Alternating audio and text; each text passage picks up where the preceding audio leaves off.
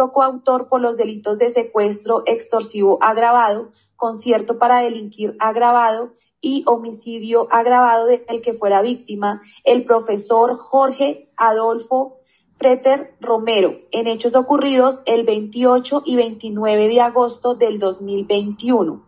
Ambos hechos en apoyo y colaboración con grupos de autodefensa y concretamente con el bloque norte de las AUC. Primero que todo, agradecerles por la oportunidad de que se presente esta audiencia. La he venido solicitando. Le agradezco, señor magistrado, la voluntad con este compareciente de poderse realizar. Aquí a todos los presentes, especialmente a las víctimas como centro de principal actor en este sistema que nos ha convocado. Mi nombre es Robert Argeni Torres Sánchez, cédula de ciudadanía.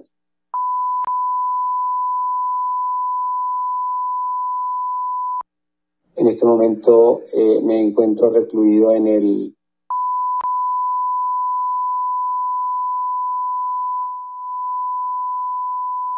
he venido aquí con la firme intención de entregar absolutamente toda la verdad frente a los hechos que hoy nos ha convocado y otros que me permitiré develar en su debido momento. Muchísimas gracias, señor magistrado. El agente del Gaula, Flower Argeni Torres, es uno de los autores intelectuales del asesinato del profesor Jorge Adolfo Freiter Romero, ocurrido el 28 de agosto de 2001 en Barranquilla, cuando fue secuestrado, posteriormente torturado y asesinado por miembros de la Policía Nacional en complicidad con el Bloque Norte de las Autodefensas Unidas de Colombia. ¿Cómo se podría contarle a la audiencia del Tercer Canal, a la opinión pública nacional e internacional, quién era el profesor Jorge Adolfo Freiter Romero y por qué es importante recordar su legado en estos 23 años de impunidad de su crimen?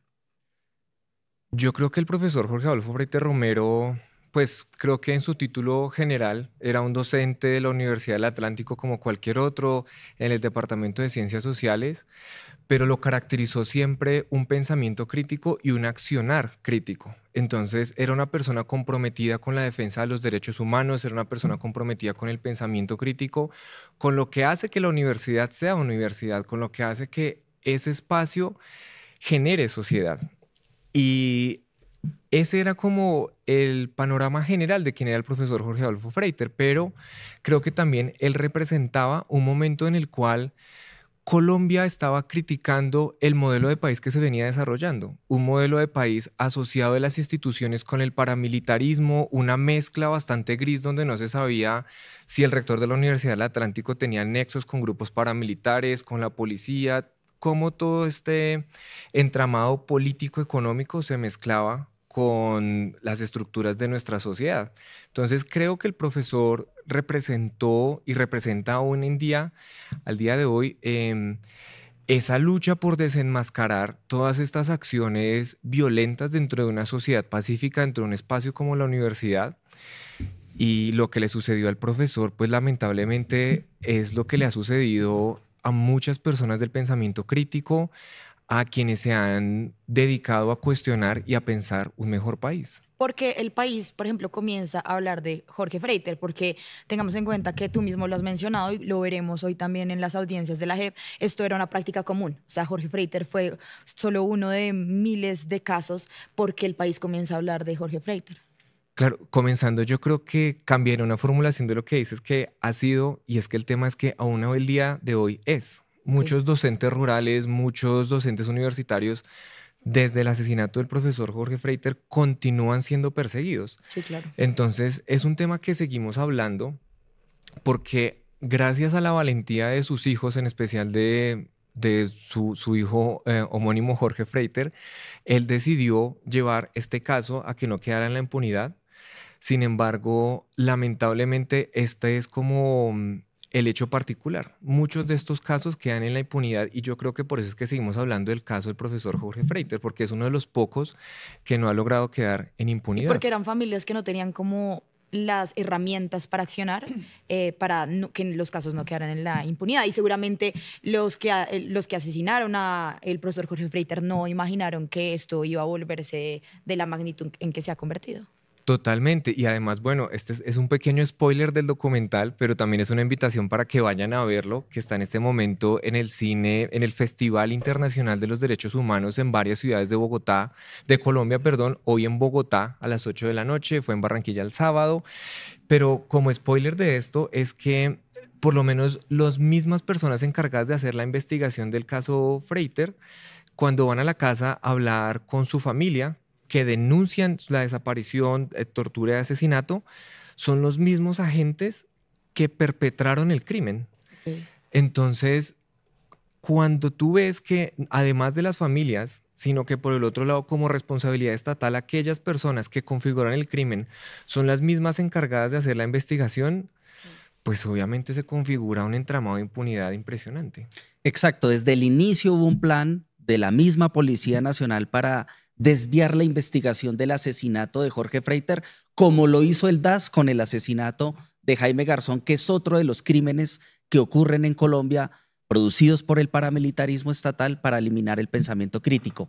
Y sobre este asesinato se pronunció recientemente el presidente de la República, Gustavo Petro, señalando que nunca en su gobierno se podrían ejecutar crímenes de lesa humanidad como el que se ejecutó durante el gobierno de Andrés Pastrana en ese agosto fatídico de 2001, cuando asesinan al profesor Jorge Freiter. Veamos, por favor.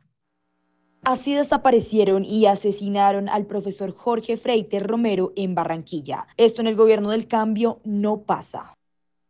Bueno, vamos a empezar a ver las diferentes declaraciones que dio Flower Argeni Torres, más conocido como alias el ingeniero, quien fue sicario de la SAUC y también perteneció al Gaula de la policía, en el cual pues habla de esa connivencia que tuvieron las Fuerzas Armadas con el bloque norte de la SAUC. Estamos hablando de la comandancia de Salvatore Mancuso y de Jorge 40, en el cual pues dice que las comandancias o las decisiones las tomaban directamente los altos mandos tanto del bloque norte de la SAUC como del Gaula de la Policía y el Ejército. Veamos y escuchemos a Flower Argeni Torres, alias el ingeniero.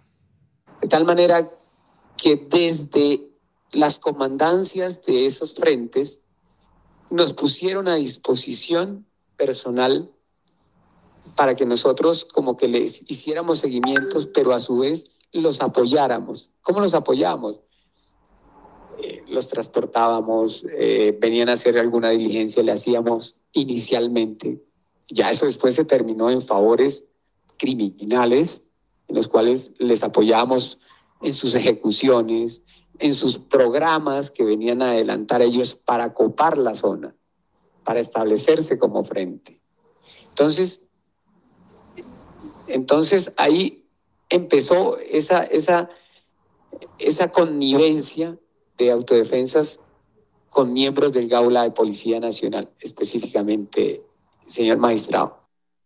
Bueno, y en esta audiencia reservada de mayo del 2024, que en este programa está revelando el Tercer Canal en exclusiva, también escuchamos que se habla de esta vinculación, se profundiza en la vinculación que había entre el bloque norte con las AUC y cómo, por ejemplo, se usaba indumentaria del Estado como vehículos oficiales para realizar estos crímenes de lesa humanidad, no solo en el caso del profesor Jorge Freiter, sino en todos los casos en los que se configuraban estos crímenes. Veamos.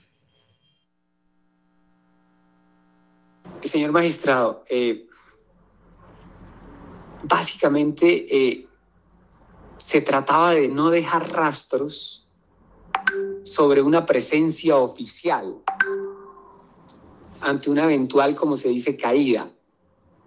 Entonces, el armamento o los vehículos con los cuales se cometían estos hechos casi que, eran abiertamente ilegales de la misma manera. ¿Cómo conseguíamos ese armamento? ¿Cómo conseguíamos esos vehículos con los cuales hacíamos esas operaciones ilegales? Muchos de ellos eran vehículos que las mismas autodefensas nos entregaban producto de hurtos en sus zonas de dominio. Conseguíamos las placas, cambiábamos las placas y las usábamos como la usábamos miembros oficiales, no teníamos ningún problema. Cuando esos vehículos, por decir algo, se le llamaban quemados, porque han participado en un hecho, estaban demasiado ya evidentes, lo que se hacía era, se coordinaba para que se recibiera otro frente, los recibiera, entonces los usábamos y los entregábamos a otro frente. Traíamos esos vehículos, las actuaciones, nos cambiábamos de vehículo, por decir algo, estábamos en un vehículo oficial, nos llamaron ellos, mire, hay que hacer esto, inmediatamente los teníamos en unos parqueaderos cercanos a la oficina, a las instalaciones oficiales, cambiábamos de vehículo y salíamos para allá. Teníamos armamento. Lo único que nos generaba o nos daba cuenta de que éramos funcionarios públicos, por decir algo, era el carnet. Del resto íbamos con todos los elementos indebidos, pero sí en otros casos usamos vehículos oficiales. David, oye uno a la gente de Flower Torres y señala que su carnet del Gaula no era tan poderoso como sentirse como paramilitar. Realmente en este audio él revela que, o mejor, en esta audiencia él revela que existe una asociación entre las autodefensas y la policía para la eliminación de estudiantes utilizando recursos públicos, vehículos, como una asociación absolutamente aceptada por la sociedad. Después de oír este testimonio, ¿qué opinión le merece esa asociación para delinquir que existe en Colombia con el paramilitarismo y la policía? Antes de responder a su pregunta, quisiera llamar la atención sobre algo que dijo Flower, y fue el hecho del copamiento, que él decía que como estructura paramilitar debían entrar a hacer un copamiento territorial de lo que estaba sucediendo, y me llama la atención que él diga esto porque yo nunca había escuchado esta entrevista antes, y que un miembro de la fuerza pública diga, vamos a copar con una estructura paramilitar una ciudad como Barranquilla, que en su momento no tenía una presencia insurgente, no habían acciones guerrilleras de las FARC ni del ELN en ese momento en la ciudad, denota algo, que es que el proyecto paramilitar en Colombia no existió como comúnmente señala la mayoría, como culturalmente, es que el proyecto paramilitar fue la respuesta a la insurgencia en muchos territorios de Colombia. Y uno dice, bueno, entonces si fue la respuesta, ¿qué respuesta tenía que haber dentro de Barranquilla, que era una ciudad que tenía control el Estado? Entonces, cuando eso, para conectarlo con la pregunta que tú me haces, Julián, me lleva a decir que es que el proyecto paramilitar no es un proyecto reaccionario, sino es un proyecto de país que se constituyó a través de intereses político-económicos en los territorios. Entonces, que el sargento Flower Torres, que las estructuras militares y paramilitares fueran una en la mañana y otra en la tarde con las mismas personas, es solamente un sinónimo de cómo el país estaba construyendo un proyecto, pues no el país, sino unas élites estaban construyendo un proyecto de país en el cual criticar a esas élites que tenían el control era un peligro inminente. Entonces no era ni siquiera la acción armada de los grupos insurgentes, sino era el pensamiento crítico que el profesor Jorge reflejaba de un proyecto de país que querían impulsar. Y eso es lo que también te iba a preguntar. Se podría decir que también el paramilitarismo surge como respuesta a pensadores críticos de la izquierda, progresistas, que de pronto estas élites veían como una amenaza de llegar al poder, como vimos, por ejemplo, pues Petro es uno de los líderes que llegan al poder de progresismo de izquierda. Se dice que es el primer líder de izquierda en llegar a la presidencia. Se podría decir que quizás esto se evitó antes porque este proyecto paramilitar intentó eliminar a esos líderes pensantes de estos proyectos progresistas, no necesariamente guerrilleros como los decían intentar ver.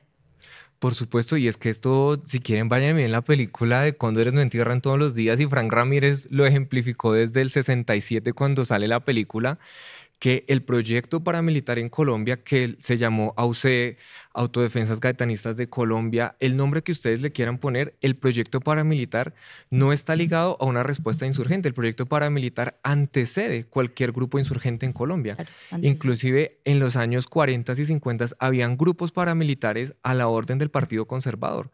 Apoya el trabajo periodístico del Tercer Canal. Ingresa a la app o a www.nequi.com.